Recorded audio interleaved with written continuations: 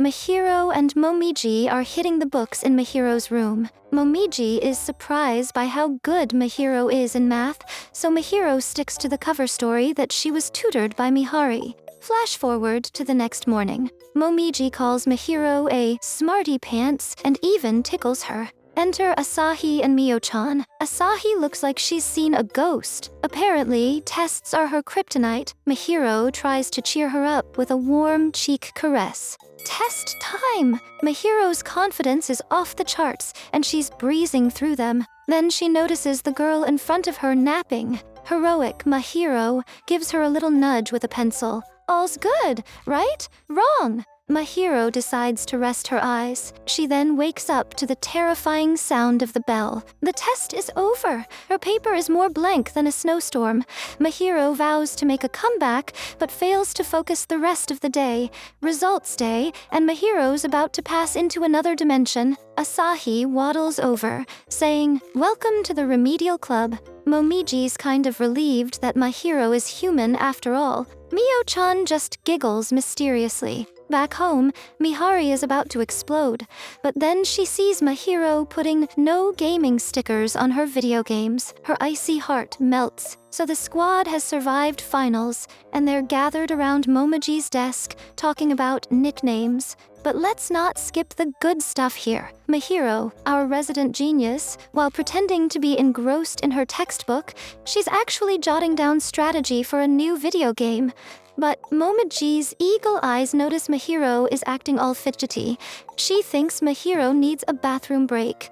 So, lunch rolls around, and Mahiro explains she was just geeking out about a new game. The rest of the squad is puzzled, but they're smiling, cause Mahiro's enthusiasm is just contagious. Okay, so back in class, Mahiro is still bummed about not getting to deep dive into her game talk. But then, she hears two boys gabbing about video games. She quickly jumps into the conversation. Everything's going fine until Mahiro brings up Lost Quest 6. The boys say, that game came out before we were born." Mahiro is floored.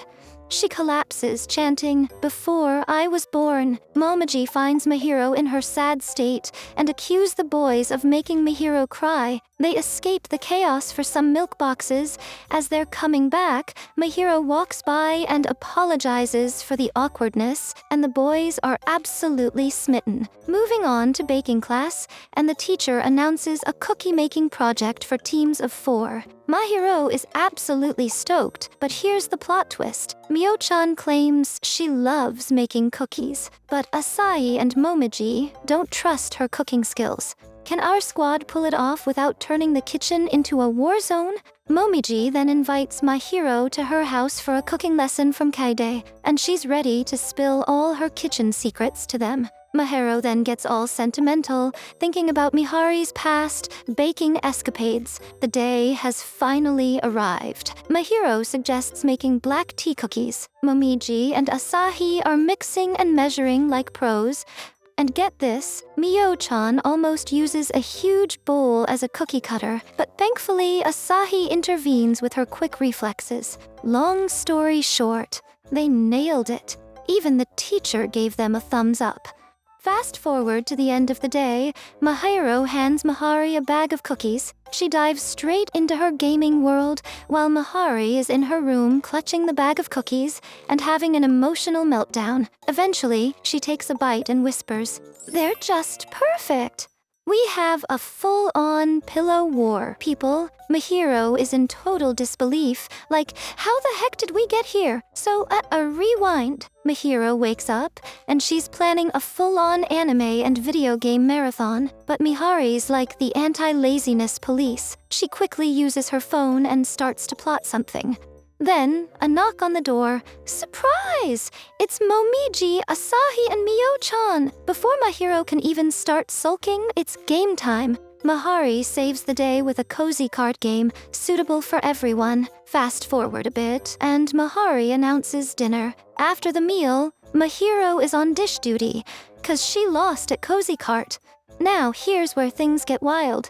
They're all sweaty from gaming and need to take baths. Mio-chan gets all excited and suggests they pair up for the baths. Mihiro's mind is literally screaming, "Hell no!" She dodges the whole situation by bathing with Mihari instead. After Mihiro steps out of the bathroom smelling like a flower garden, Asahi quickly cuddles up. As they're filling the tub for round 2, Momiji takes command, and she drags the 3 into the bathroom, so they all get in the bathroom, and Momiji and Asahi are already in the tub, but Mio-chan's like a cat avoiding water.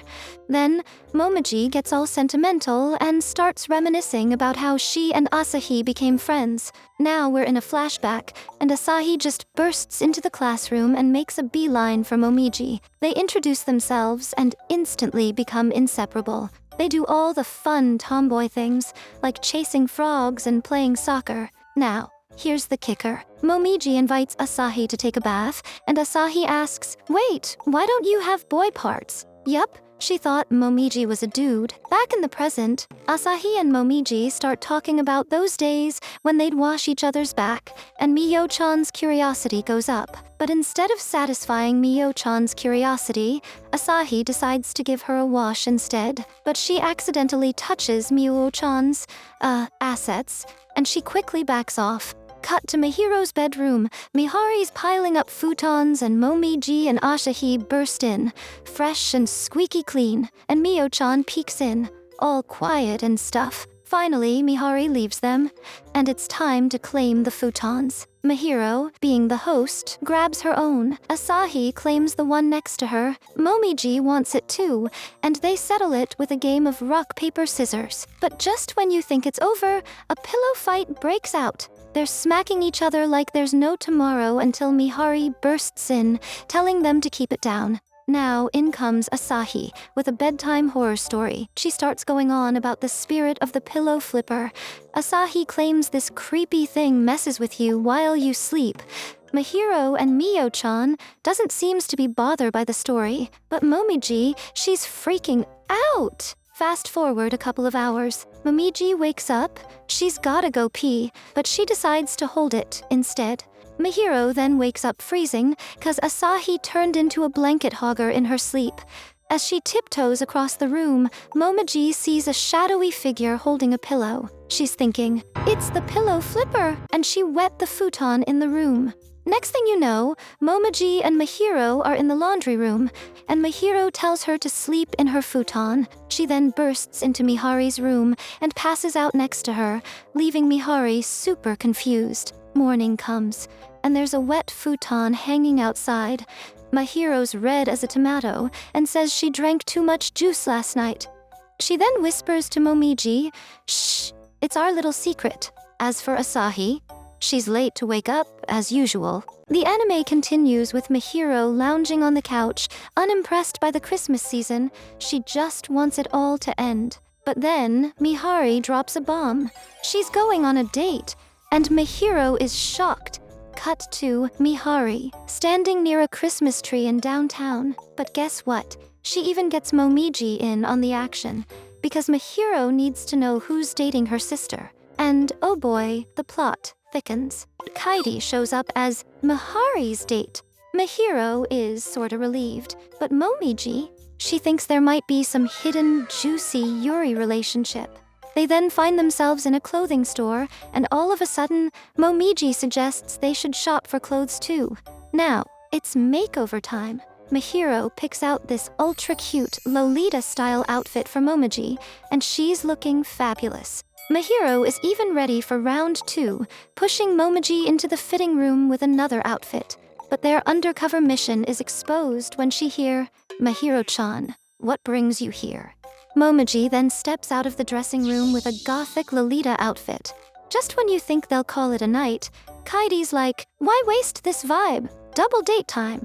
Off they go, snapping selfies and making the city streets their runway. Cut to Mihiro and Mihari back home. Mihari drops a scarf-wrapped bombshell by gifting Mihiro an ornate scarf. The catch? Momiji has an identical one. It's New Year's Eve, and they're staying up for the clock to strike midnight. Mahiro wants her New Year's money, but gets a pitiful 500 yen. Her reaction? Not impressed. Now it's New Year's Day and Mahiro just wants to be lazy, but Mahari yells at her to get dressed. So later that morning, they are at the local Shinto shrine for New Year's Day ceremonies.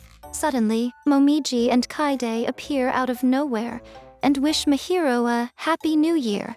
Momiji is cross-dressed in the traditional male attire. Mahiro is quite taken aback and hides behind Kaede. The four friends make their way to the shrine area where New Year's prayers are made. When they are finally finished, the four friends continue to walk the shrine grounds. And here comes some familiar voices. It is Asahi and Miyo-chan. Happy New Year's are said all around. Now continue with Booth's games. Asahi scores an adorable animal plushie. Meanwhile, Miyo-chan is channeling her inner artist with calligraphy. But then, Asahi gets hungry, and the group is invited to Katie's house for osachi, and Mahiro is all for it. The friends are treated to a feast, fit for royalty, and here comes the amazaki. Mihari decides to take a sip despite never having tried it before.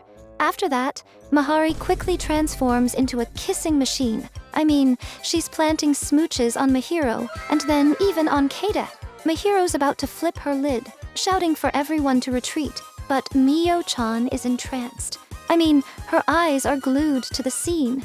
Post-Amazake madness, Mihari wakes up, but when she faces Kaede, she declares Mihari is banned from alcohol. Miyo-chan, on the other hand, is still stuck in that electric moment. As the day concludes, Mahiro and Mihari get all reflective, heading back home. But Mahiro keeps her shrine prayer a secret. It's a frosty winter morning, and Mahiro is making her way to school, bundled up but still freezing.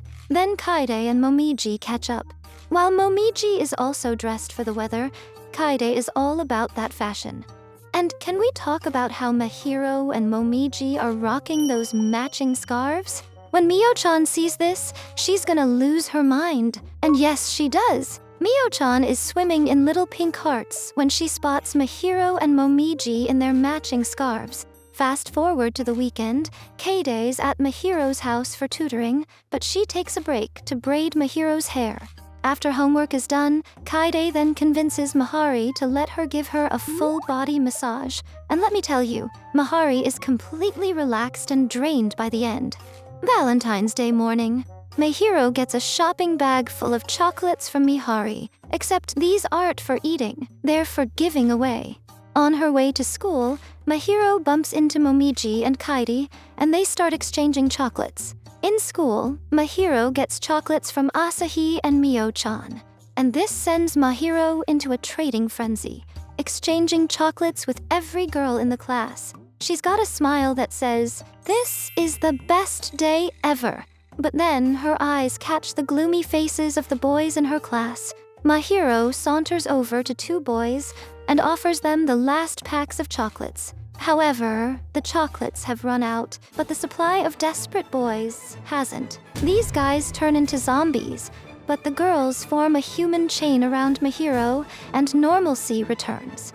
After reaching home, Mahari's got a surprise for Mahiro, a cute heart-shaped box chocolate, which Mahiro counters with an even larger box of chocolate. Cue the waterworks. Mahari's crying her eyes out. Days later, Mahiro's at a bookstore. She's eyeing the adults-only section. As she debates whether to enter, she spots two of her classmates attempting to act all mature and daring. Ha! But they spot her, and they're gone. Suddenly, she hears, "Mahiro-chan," from behind. It's Miyo-chan, dressed like an undercover adult. When they stumble upon the topic of girl-with-girl manga, she is piling manga after manga into Mahiro's arms. As they leave the store, Mahiro feels like they've basically bought the entire manga section.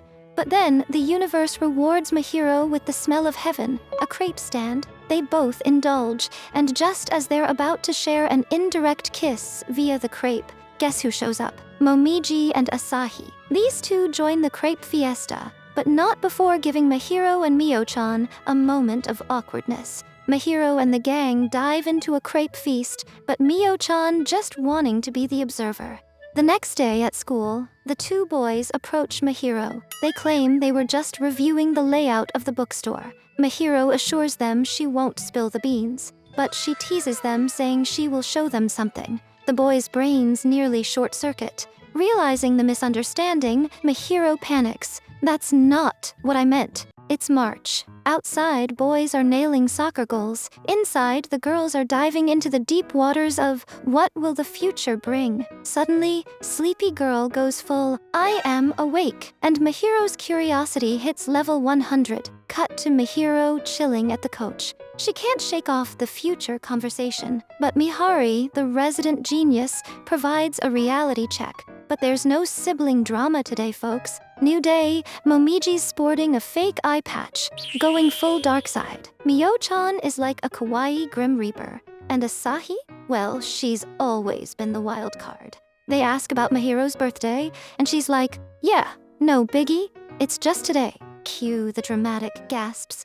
Mahiro comes home to Mihari. She's armed with party favors and a hat that screams, "You're 1 year older." But Mahiro's stuck in a paradox. She feels old and young at the same time. A few days later, Mahiro's is on high alert. Her friends are dodging her like she's a spoiler for the latest anime episode.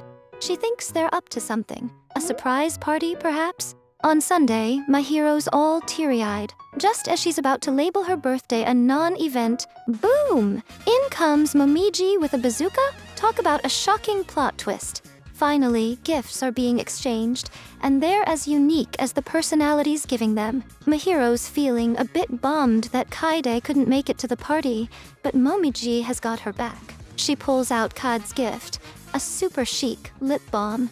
The next day, Mahiro is experimenting with her new lip balm. Mihari peeks in and commends Mahiro on taking the baby steps into the world of makeup. On the way to school, Mimiji does a double take on Mahiro, sensing something different. In an almost surreal moment, Kaede complimenting her facial features and offering to introduce more makeup.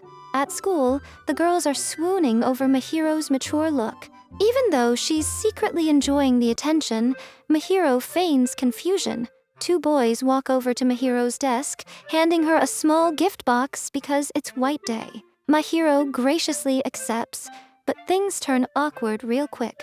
She seductively puts her finger to her lips, leaving the boys stunned and clueless. They awkwardly exit, promising something better next time. In a twist of events, Momiji reminds Mahiro she's on class duty. She rushes to get the class journal from Mari-sensei. The teacher notices her tinted lip balm and compliments her, but makeup is against school rules. Mari-sensei lets her off the hook, but she must go to the restroom and remove the lip balm immediately. Back in the girls' room, Mahiro is absolutely livid. A couple of days later, Mahiro's playing video games when Mihari teases her about the makeup debacle. Enter Kaede. "Makeover time," she declares. Kaede lunges at Mihari, trying to initiate the makeover, and voila! Mihari transforms into a gyaru girl, complete with lollipop. But Kaede? She's ready for round 2. She moves in on Mahiro and the grand finale, a selfie that captures the essence of this fashion extravaganza. In a winter wonderland on a mountain, our squad steps off the bus and snow everywhere. Asahi's eyes practically turn into heart shapes. She just flops down and makes a snow angel. Then comes Mahiro. She suddenly gets this weird, spooky feeling. Momiji notices, and so does Mihari. But Mahiro just brushes it off. They finally check into the inn, and the room is huge and plush. Momiji quickly swap into a yukata, and everyone follows suit. Off they go to explore the village. After that, Kaede proposes a trip to the hot springs, but Mihari gives Mahiro a stern look, warning her not to stare. Kaede teases Mahiro, making the tension even more palpable. Mahiro's the last one into the pool. She moves to a quieter part of the pool, and just when she thinks she can finally chill, Mayo-chan glides over, and Asahi makes a splashy entrance, with Momiji chasing after her. A tickle attack soon break out. But get this, Mahiro suddenly gets a feeling she hasn't had in ages. Back when she was still a male, Mahiro shouts, "Time out!" and swims towards Mihari. Mihari gasps, loud enough for Kaede to notice. Claiming Mihiro's feeling lightheaded, Mihari decides to evacuate her from the hot springs. Back in the room where Mihiro and Mihari are in full-on crisis mode, the girl drug that's been keeping Mihiro as a female is starting to wear off. But Mihari then turns out to be the MVP. She brought a backup of the girl transformation drug. She places the vial in front of Mihiro. Just then, their friends walk in, and Mihiro hides the vial. Their room then turns into a gourmet heaven. Everyone is eating like it's Thanksgiving. However, Mihiro just picks at her food, clearly not in the festive spirit. Kaede suggests a trip to the snowy garden, and although Mihiro hesitates, Momiji guides her out. A waterfall's flowing, selfies are happening, but Mihiro is still off in her own world. Then, splat! A snowball fight erupts. Asahi and Momiji go all in, and Mihiro finally snaps back to the moment. Mihiro then steps aside, contemplating life. Should she go back to being a male? Give up these friendships for some guy stuff and video games? Nah, she's genuinely happy now. She drinks the potion and made her choice. Finally, she got this newfound smile, like a weight lifted off her shoulders. Fast forward to the next morning, they visit the gift shop, shopping for keepsakes, and they thank the hostess for the incredible stay. Everyone's on the train home, and they're all asleep, except Mihari and Mihiro. Mihiro drops a soft confession. She doesn't want to be forced to be a girl. She just likes things the way they are. Mihari giggles and declares the rehabilitation project a success. The train rides over, and our sleepyheads wake up. What do they see? Mihari and Mihiro not just asleep, but holding hands. How adorable is that? Man, guys, this anime had me on the edge of my seat, and Mihiro seems to be coming to terms with her identity. You gotta respect the decision-making going on there. Until next time, stay tuned for more awesome recap.